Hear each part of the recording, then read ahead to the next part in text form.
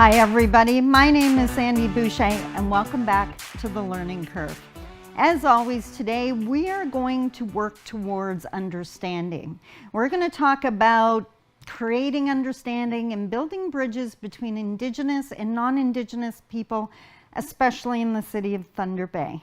There are some difficult discussions going on as people are learning more about Canadian history and starting to understand that their lives may have started the day they were born, but they inherited the history and the systems that are either they benefit from or those systems are holding them back. So it is a learning curve for all of us. And together, patiently, we can try to avoid stepping on each other's toes and learn how to walk through the learning curve together. So today I have an absolutely amazing guest who again responded to the ad that I put out saying that I was looking for guests for the show. She stepped forward with a very interesting story and I am so thankful that she contacted me.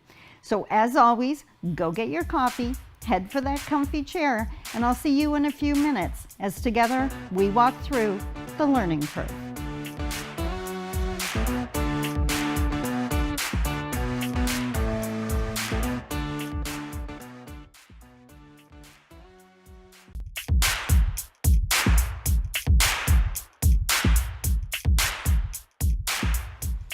Hi everybody and welcome back to the Learning Curve. Again, my name is Sandy Boucher and today we're here with Kayla Krusnick. Did I get it right? Absolutely. Yes. You have to understand, well, you wouldn't know, but that's very rare that I get someone's name right. So I get incredibly excited when I do. So thank you so much for coming out today. I super appreciate it because I know what we're going to talk about and it's super important. So thank you so much for coming out. So as always, as I explained to you before the show, this is all about relationships and learning about people and building those relationships. So I haven't known you long. Sometimes I have an old friend on here and sometimes it's someone I just met. So this part, I always end up learning something new. So are you from Thunder Bay? Yes, I'm from Thunder Bay. My mother was born in Kenora, Lake of the Woods, and she met my father here. So I was born here, but I have deep roots in Lake of the Woods and Winnipeg area. Okay, awesome. I'm from Seine River, so Treaty 3 all the way, right? Yeah. Same kind of area. Awesome. So born and raised here. Where'd you go to school? What was your high school? Oh, I went to St. Ignatius and I've been through a lot of Catholic school. And then in grade 10, I switched over to the public school and primarily in the Port Arthur area, Current River most of my life. And oh, nice area of town. I'm kind of partial to that side of town. Amazing. That's where I've lived the entire time I've been in Thunder Bay. So I really love it. The lake just speaks to me. So just for transparency purposes, because we want to consider the audience, are you Indigenous? Are you First Nations? Métis, whatever. I am Métis. Okay. Yep. And I'm waiting for my status in the mail. It was a deep discovery sending in all those pieces that they require to issue a status card. So that was a deep self-reflective piece for me. It's funny that you bring that up because now on TV you see all those ads for, you know, find out your ancestry or whatever. We've kind of been doing that forever. Because for one, we know who our ancestors are, but any kind of status process requires that identification and that documentation, right? So it may be new to some people, but we've been doing that process for quite a while, right? So as mentioned in the intro, you responded to the ad I put out that you wanted to be a guest on the show. And I gotta say, when you told me your story and why you wanted to be on the show, not only did I couldn't sign you up fast enough, let's schedule this, but I was really impressed with your bravery and your honesty to come forward because this is important. And I'm teasing the audience like crazy here because they have no idea what we're talking about. But so let's get into that. You were born and raised in Thunder Bay, and I'm not going to go near how old you are. You're way younger than I am, let's put it that way. But you were taught interesting things about Indigenous people when you were a child or when you were growing up here? So first and foremost, did you refer to them as Indigenous people? Did anyone use that terminology? I mean, the terms that have come out now are much more culturally appropriate. There was words that I used like Native, First Nations, and I mean, Indian has also been used a lot too, and it's ever changing and evolving. And now Indigenous is the number one word that's used. So it wasn't always that way. There's slang words that were used and other derogatory terms that I myself had used at one point. Yeah. And I'm not proud of it, but I'm proud that I was able to do some deep self-reflecting and challenge my beliefs, and was what I saying representative of the person that I want to be. Oh, way today. to go. That's amazing. So what kind of things were you taught about First Nations people, about Native people for that matter? I feel like I wasn't necessarily taught these things, but they were also felt and sensed by other people in the community. So I was under the belief that Indigenous people were handed everything from the government. Okay. And I had almost thought that they were privileged in some sort of way, with free schooling, band funding. Other people in the community would sort of speak about, well, they've got, you know, better baby carriages, or they've gotten this, or they get all this stuff handed to them. And it was something that I started to believe after hearing it so many times. And without any real education, I adopted those beliefs and I started believing them myself. Yeah.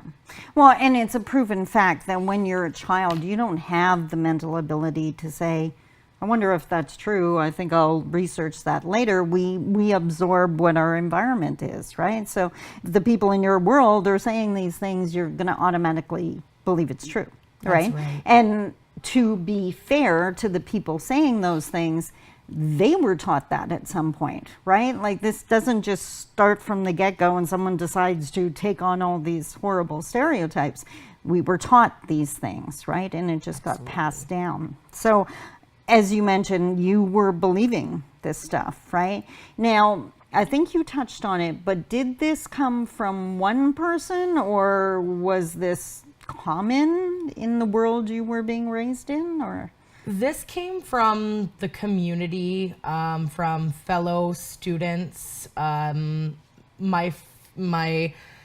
family, and extended, and even outside of Thunder Bay, there are things that you pick up hearing from other people. Exactly. Out of curiosity, and I didn't ask you this before, but did you run into anyone who challenged that? Or was it just common? Yeah. No, it was just accepted, and I feel like it is the follower ideology, the bystander effect, where, I mean, many people will see something is not right, but it takes courage for someone to stand up and challenge that and be brave. And it's definitely not going to be the child who assumes this is all accurate, right? Especially if you're hearing it everywhere you go. And you also touched on it, there tends to be a lot of resentment behind this, right? You can almost feel that anger, or like you said, that they have privileges that we don't have, right? Like, it's not usually said calmly in conversation, right? That's right. There's a lot of emotion behind what is said, and you can feel it as a child. Yeah. Maybe I didn't understand what was being said at the time, or I didn't know what it meant. Sometimes I wouldn't ask because I would internalize the emotion behind the topics that people would bring up when speaking about Indigenous people. Exactly. In your, and I don't want to identify a key, you know, a specific street or anything, but in the area you grew up in, were there any Indigenous people living there? There was not at the time. And I mean, there was, I felt that I'm Métis, but my father's side of the family is white.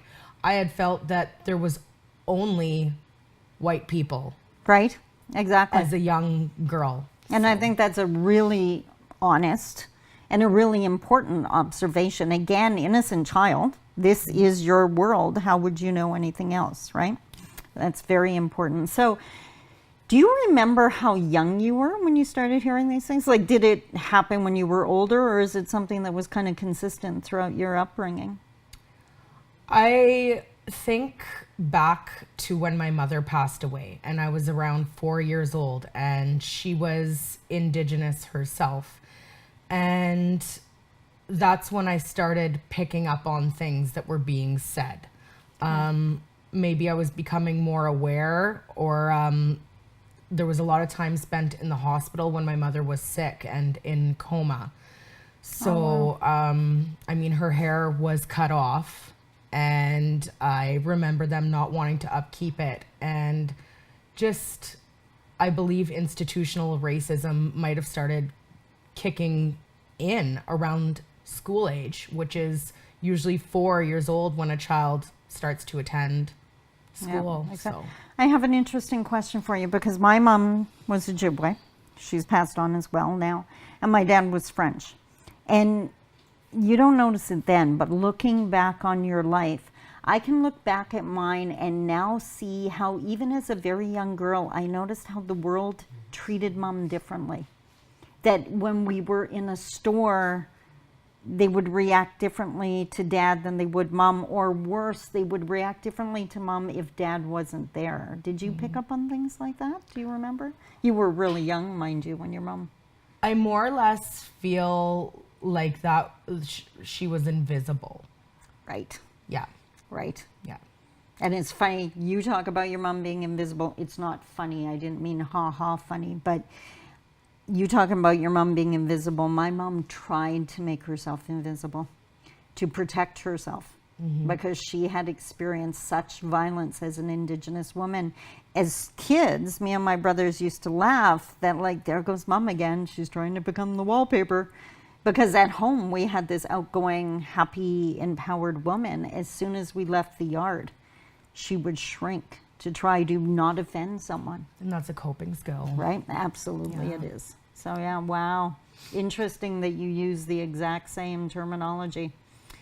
So, as you can tell, her upbringing is not uncommon, and it is not specific to the city of Thunder Bay. I believe this is a common occurrence across Canada.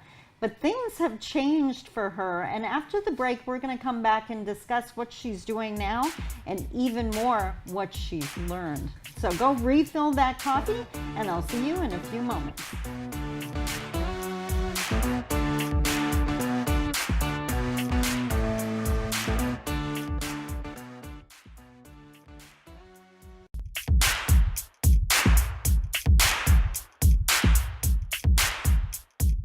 And we are back. Once again, this is The Learning Curve, and I'm Sandy Boucher, and today we're talking to Kayla Krusnick. So thanks again for being here today. So before the break, we were talking about your upbringing, which is not uncommon.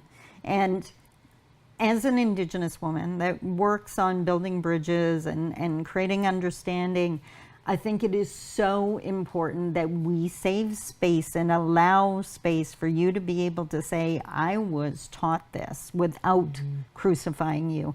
And that's why I was so happy that you wanted to come on and share this experience. Honestly, you were a child, right? This is what you were taught. But things have changed for you. That's right. So you've now identified your Métis. Yes. Now, when did that come into the picture? When did you realize that? Well, I realized that at a young age. Okay. And I had oppressed that. Okay. And I did not identify or openly tell people that I was Métis. Perhaps I was scared or ashamed to look inside and try to think back, when did I first start oppressing that? Right. And like you said earlier, it's a coping mechanism, right? I mean, why put yourself in front of the firing squad if you don't have to? I mean, that's human nature. I get asked all the time because I'm fair compared to a lot of my relatives. And because my dad was French, I get asked all the time, why don't you just tell people you're French? And now it's like, because my mom couldn't be proud of who she was, right? And I am status Indian. I am a proud member of St. River First Nation, and I refuse to hide that. So you're a student now. You're going to Conn College? Yes. Yeah. What course are you taking? I'm taking the Native Child and Family Services program. It's a 2-year program. And we've come full circle, right? I didn't That's see right. that coming. So why would you choose that course? I feel like I was guided into it by spirit. Wow. It was something that I had wanted to look into in a safe environment. It was something that I didn't want to do alone. I wanted to be in a group of students that were diverse in culture. So there are many different students taking this program, and they're not all Indigenous, they're not all white. There are a range of people taking it, and I felt like it was the right time, in coordination with me looking for my Métis status and putting all those pieces together, that I could take the extra step and learn the things that I had lost through my mother passing and not having my maternal side of the family around to. Wow, powerful journey. Oh my God. Okay, so that's just amazing. That just blew me away. Talk about almost rebuilding that relationship you didn't get to enjoy, right? That's right. So how long have you been in the course now? I've been in the course for almost a year. Okay. Yep. And I think that I'll be going maybe a step further, maybe taking the Aboriginal advocacy course. Excellent course. Highly recommend. That's right. I know people that teach it and have taken it, and highly, highly recommend. So yeah, awesome. So you had this interesting upbringing. You're now in this course. I know when we talked about you coming on the show, eye-opening is an understatement. Yeah. Yep. So what kind of things have you discovered? Why was it eye-opening for you? Well, I've learned about the residential schools, the 60s scoop, even the millennial scoop. There was more children taken away in the 2000 era than there was in the 60s in the residential schools, and not many people know that. Yeah. I also learned a lot about institutional racism, intergenerational trauma, which is something that some people dismiss. Yeah. And it is real. Yeah. Intergenerational trauma happens, and there are fourth generation people that are still suffering from the effects of their grandparents, great grandparents, and so on and so forth. So it doesn't end. It seems to be systemic, and it keeps going. Yeah, exactly. So I've learned a lot. Yeah, and we had Luke Seguch on as my last guest, and he's a residential school survivor. And he was honest enough to talk about how being in the schools, he wasn't around any parents. So you don't develop parenting skills, you don't develop conflict resolution skills, you're not learning how to love, absolutely. And then he came out and he became a father and a grandfather. And how, because of what he never learned, how that affected his partner and his children and then his grandchildren, right? So it's not just they closed the door on the last school and now it ends, right? That's right. It's just not that way at all. So I gotta ask, do you still think Indigenous people have all these privileges and advantages? Absolutely not. I mean, Right. I feel privileged to be light-skinned, and people don't see that I'm Métis. And that's something that I've learned. What can I do with that privilege to help advocate or raise awareness and talk about subjects? And I hope that me coming forth and talking about the things that I had learned might help someone else come forth and challenge their beliefs and change their perspective and their worldview. Yeah, and you touched on something incredibly important, because we did a show on privilege and how, and I wanted to stress, and I really hope it came across, we don't choose our privilege. We don't choose what neighborhood we're born into, what our family, or who our family is, or the shade of our skin. So if you have privilege, guilt and shame don't help at all. but use your privilege. Hold the door open for someone who doesn't. Have conversations that maybe they wouldn't have otherwise, right? Use it to create the bridges, right? And that understanding. So now that you're enlightened and you're working on this new education, do you believe that what you were taught, did it jade your impression of Indigenous people as you were growing up? Do you see? It did. I definitely did not go out of my way to try and make friends with Indigenous groups of students. I had felt that my presence would not be welcomed. Okay. And their presence would not be welcomed into my group. Yeah. And it was just this bridge that you didn't cross. I mean, you would see these cliques and groups, and I can't stress enough that people seem to flock to their own kind and think that this is where I belong. And now I'm seeing that we all have value, and by bridging those gaps and making friendships, we can move forward in reconciliation. Yeah, which is exactly why I started the show with getting to know you, right? It's about people, not just topics. And I know as Indigenous people, we don't want to be studied anymore, No. right? Get Right. to know us, nothing for us or about us without us, right? Just invite us to the table, right? It's seriously that simple. Now, just a personal opinion, and we're clarifying here, this is just a personal opinion. We're not talking for anyone else. But those things you were taught as a child, do you think that's still going on? Do you still see or hear those kind of things today, from your opinion? Unfortunately, I do think that it happens. I think it's become much more taboo, so people are careful about what they say out in public, but I can't tell what's going on behind closed doors. Yeah. I mean, social media has got absolutely no rules or constrictions on people's opinions, and thank goodness that they're only opinions and they're not facts. Yeah. I know that, but in the social media world, I've seen a lot of negative things that unfortunately nobody's there to put a stop sign to it. Yeah, exactly. And I know for my own self-care, I just don't read comments anymore. I can't. And unfortunately, just my opinion, we saw the first increase after the bridge burnt out to Fort William First Nation, the James Street Bridge.